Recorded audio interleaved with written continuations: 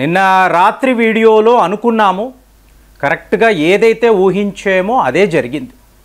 ఎటొచ్చి ఆ వీడియోలో ఇరాన్ వాళ్ళు ఇజ్రాయెల్పై దాడులు చేస్తారు అంటే ఇజ్రాయెల్కి సంబంధించిన ఈ స్థావరాలు, రహస్య స్థావరాలు, అణు అస్త్రాలకు సంబంధించిన ఈ టన్నల్స్ అనండి, అలాగే మీకు కేవ్స్. సో ఇక్కడ కదా వీళ్ళ అస్త్రాలను దాచిపెట్టారు, వాటిని మేము ఐడెంటిఫై చేశాము, కాబట్టి మేము వాటిని టార్గెట్ చేస్తాము అని చెప్పి ఇరాన్ వాళ్ళు మాట్లాడినట్టుగా నిన్న ఆ వీడియోలో చర్చించుకున్నాం. కానీ చూడండి, మనం ఆ వీడియో మాట్లాడుతున్న టైంలోనే రాత్రికి రాత్రి ఇజ్రాయెల్ వాళ్ళు ఒక ప్రీఎంప్టివ్ స్ట్రైక్ని అంటారు. అంటే మీ శత్రువు మీ మీద దాడులు చేయబోతున్నాడు అని తెలిసి మీరే వెళ్ళి వాళ్ళ మీద, అంటే అగ్రెసర్, మీరే వెళ్ళి వాళ్ళని అటాక్ చేయడం. సో ఇది ఎంత భీకరంగా ఇజ్రాయెల్ వాళ్ళు చేశారు అంటే, ఈరోజు యావత్ ఇజ్రాయెల్లో మీరు ఎక్కడికి వెళ్ళినా కూడా ఈ సైరన్ల మోత, అంటే ఒక ఎమర్జెన్సీ సిచ్యువేషన్ అని చెప్పి మీకు బెంజమిన్ నెతన్యాహు యావత్ ఇజ్రాయెల్లో ప్రకటన చేశాడు. సో డొనాల్డ్ ట్రంప్ గారు ఏమంటున్నారు అంటే, మా అమెరికా అధికారులు అందరూ కూడా సేఫ్గా అమెరికా వచ్చేశారు, మిడిల్ ఈస్ట్లో మా ఎంబసీలో ప్రస్తుతం ఎవరూ కూడా లేరు, ఒకవేళ ఈ దాడులు జరిగితే మీకు వేలలో పౌరులు మరణిస్తారు, మాస్ లెవెల్లో మీకు డిస్ట్రక్షన్ ఉంటుంది, మీ అధికారులు అయితే పారిపోయారు, ప్రజలు ఎక్కడికి పారిపోతారు ఆలోచించాలి కదా. సో ఇప్పుడు అదే జరగబోతుంది అంటే దీనిని ఊహించడం కూడా కష్టం. అంటే ఎందుకు ఇలా చెప్తున్నాను అంటే, ఇప్పుడు ఇజ్రాయెల్ వాళ్ళు ఇరాన్లో ఉండే న్యూక్లియర్ సైట్స్ను టార్గెట్ చేసి వరస పెట్టి ధ్వంసము చేసుకుంటూ వెళ్ళారు. చాలామంది మిత్రులు అడుగుతున్నారు, అలా ఎలా చేయగలరండి? ఇరాన్ తెహ్రాన్ అంటే చాలా పెద్ద నగరము కదా, వాళ్ళ రాజధాని. ఇక్కడ పలానా దగ్గర ఇరాన్ వాళ్ళ న్యూక్లియర్ ఇన్ఫ్రాస్ట్రక్చర్ ఉంటుంది అని ఇజ్రాయెల్ వాళ్లకు ఎలా తెలుస్తుంది? ఇక్కడే ఫ్రెండ్స్ అసలు విషయం. ఈ వీడియోలో మెయిన్ టాపిక్ ఇదే. మీకు ఈ మోసాద్ గురించి మనం మాట్లాడతాం చూసారా, వీళ్ళు ఏ లెవెల్లో వాళ్ళ ఇంటెలిజెన్స్ అవుట్పుట్ తీసుకుంటారు అంటే, ఆర్మీలో ఉండే ఒక మిత్రుడు చెప్తాడు, మీకు ఈ దేశాలలో మీకు దేశద్రోహులు వీధి వీధిన ఇంట ఉంటారు.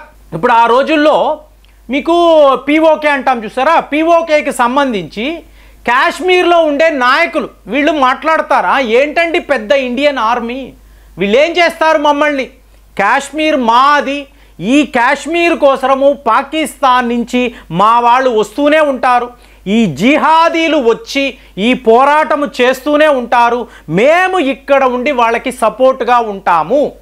పెద్ద పెద్ద ప్రకటనలు ప్రెస్ మీడియాలో వాళ్ళు మాట్లాడతారు. సో ఇదంతా అయిన తరువాత పోలీసులు వచ్చి వీళ్ళని అరెస్ట్ చేస్తారు. వీళ్ళు జీపులో ఎక్కి కూర్చుంటారు, నేరుగా ఒక పోలీస్ స్టేషన్కి వెళ్తారు. ఆల్రెడీ అక్కడ వీళ్ళకు కావలసిన బిర్యానీలు ఉంటాయి, వేరే ఏమేమి కావాలో ఇవన్నీ నవ్వుకుంటూ హాయిగా తింటారు. తిని పలానా ఇంటిలో ఈ తీవ్రవాది ఉన్నాడు, పలానా దగ్గర ఈ నలుగురు దాక్కొని ఉన్నారు, సో మీరు వెళ్ళండి వాళ్ళని పట్టుకోండి అని చెప్పి పోలీసులు ఇచ్చే 50,000 తీసుకొని నవ్వుకుంటూ వెళ్ళిపోతారు. సో అలాంటి నాయకులు కాశ్మీర్లో ఉండేవాళ్ళు. ఇప్పుడు మీకు ఇరాన్లో కూడా అలాంటి వాళ్ళే.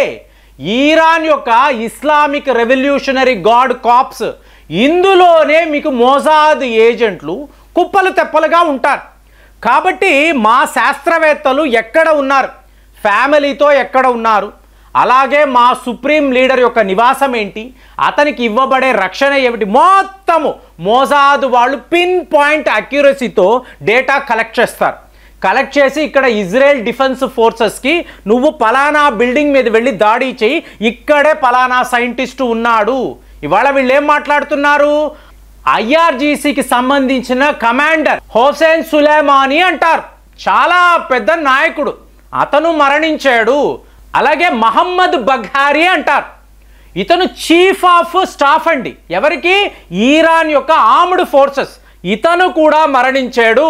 ఎలా, వాళ్ళు ఎక్కడ ఉన్నారు, ఏ టైంకి వస్తారు, ఏ టైంకి వెళ్తారు, మొత్తము కూడా మోసాద్ యొక్క ఇంటెలిజెన్స్ వర్గాలు క్లియర్గా ఇన్ఫర్మేషన్ ఇస్తారండి. కానీ ఇక్కడ భారత్కి ఇజ్రాయెల్కి తేడా ఏమిటి, ఒక కాలనీలో పలానా తీవ్రవాది ఉన్నాడు అనుకోండి, మనము దాడులు చెయ్యం, అక్కడ ప్రజలు ఉన్నారు, ఇజ్రాయెల్ వాళ్ళు అలా ఆలోచించరు. పలానా కమాండర్ వీడు అక్కడ ఉన్నాడంటే వాడి మీదే మేము దాడులు చేసాము, పౌరులు చనిపోతే మాకు ఏమిటి సంబంధము, మా టార్గెట్ వాడే కదా, అప్పుడు పౌరులు ఇతన్ని అలో చెయ్యకూడదు, పలానా శాస్త్రవేత్త ఇక్కడ ఉండడాన్ని అలో చెయ్యకూడదని చెప్పి ఇజ్రాయెల్ డిఫెన్స్ ఫోర్సెస్ ఇలా ఆర్గ్యూ చేస్తారు. కాబట్టి వాళ్ళ టార్గెట్ ఏమిటో దాని మీదే దృష్టి. మిగతా వరకు ఈ సిటిజన్స్ ఉన్నారా పోయారా, ఎంతమంది గాయాల పాలయ్యారు, ప్రపంచం ఏం మాట్లాడుతుంది, యునైటెడ్ నేషన్స్, ఇవన్నీ వాళ్ళు పట్టించుకోరండి. ఇది తేడా. సో ఇవాళ ఇజ్రాయెల్ హై అలర్ట్లో ఉంది.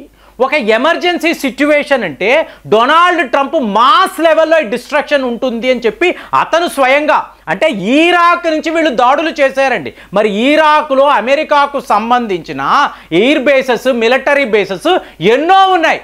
వాటి మీద ఇప్పుడు ఇరాన్ వాళ్ళు దాడులు చేస్తారు.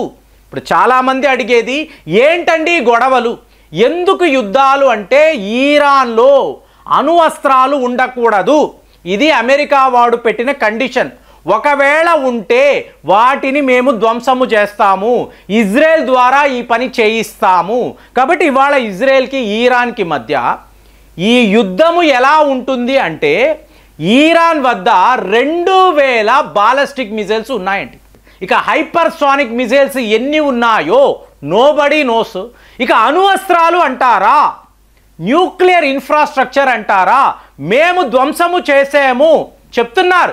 10 నిమిషాలలో మేము మొత్తము లేపేసాము అని చెప్పి మీకు ఇజ్రాయెల్ యొక్క ఎయిర్ ఫోర్సెస్ అంటున్నారు.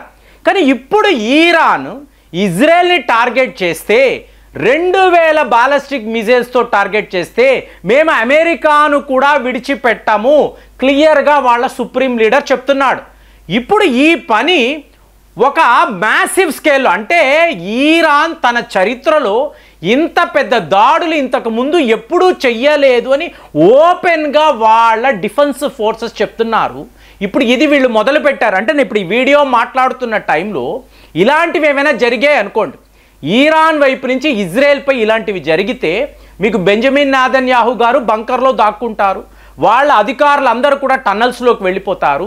మరి ఇప్పుడు ప్రజలకు చెప్తున్నారు ఇళ్ల నుంచి బయటికి రాకండి, మీకు ఇవ్వబడిన బంకర్స్లో దాక్కోండి. అంటే మీరు జీవించడానికి పుట్టారా, దాక్కోవడానికి పుట్టారా అర్థం కావడం లేదు. ఇరాన్ వాళ్ళ పగా ప్రతీకారం ఏ స్థాయిలో ఉంటుందో ఎవరు ఊహించలేకపోతున్నారు. ఇక భారత్ను ఏదో ఒక రకంగా మీడియేషన్ చెయ్యండి అని మిడిల్ ఈస్ట్ దేశాలు కోరుతున్నారు. యుఏఈ వాళ్ళు, సౌదీ అరేబియా, మీరు ఇద్దరు మిత్ర దేశాలే కదా, ఇజ్రాయెల్తోనూ మనం మాట్లాడొచ్చు, ఇరాన్తోనూ మాట్లాడొచ్చు. కానీ జయశంకర్ గారు ఏమంటున్నారంటే ఇదంతా కూడా పకడ్బందీగా ప్లాన్ ప్రకారమే. మనకు క్లియర్గా ఒక సిరియాను చూడొచ్చు, ఒక ఇరాక్ని చూడొచ్చు, రేపు ఇరాన్ కూడా మరొక ఇరాక్లా మారాలి, వాళ్ళ వద్ద ఎటువంటి అణు అస్త్రాలు ఉండకూడదు, ఇదే ప్లాన్ అన్నట్టుగా మీకు అమెరికా, ఇజ్రాయెల్ వాళ్ళు ప్రవర్తిస్తున్నారు. మొత్తానికి మనము చూడాల్సింది ఏమిటి, అక్కడ ఉండే ప్రజలు, వీళ్ళకి ఏంటో అర్థం కాదు, వాళ్ళ మీద పెద్ద పెద్ద మిజైళ్ళు, బాంబులు ఇవాళ వచ్చి పడబోతున్నాయి. ఎంతెంత మంది, వందల్లోనా వేలలోనా వీళ్ళు చనిపోతారో తెలియడం లేదు. సో ఇప్పుడు ఈ నాయకులు, దేశాలు, సైన్యము వీళ్ళు చేస్తున్న యుద్ధాలలో కామన్ మ్యాన్ ఎలా ఇరుక్కుపోతున్నాడు అనేదే మనం ఆలోచించాలి. అదే ఇవాళ జరగబోతుంది.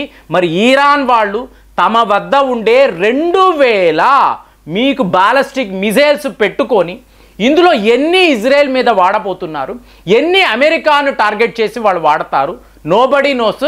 కానీ చాలా పెద్ద రిటాలియేషన్ అటాక్ మాత్రము ఇరాన్ వైపు నుంచి 100% ఉంటుంది. ఇదైతే నాకు వచ్చిన రిపోర్ట్స్. మరి మీరేమో ఆలోచిస్తున్నారు, నిన్న మాట్లాడేమో, ఇవాళ ఇది ఎలా జరిగింది అనేది ఒక పెద్ద మిస్టరీగా ఉంది. కానీ ఇజ్రాయెల్ వైపు నుంచి ఇది జరిగింది. ఇప్పుడు ఇరాన్ ఇజ్రాయెల్పై పగబట్టింది, చాలా పెద్ద దాడులు ఉంటాయి అంటున్నారు. మరి ఇది ఎటు వెళుతుందో ఎవరికి అర్థం కావడం లేదు. మరి దీని మీద అసలు మీ స్పందన ఎలా ఉంది కామెంట్స్లో రాయండి. మళ్ళీ వచ్చే వీడియోలో కలుద్దాం. జై హింద్.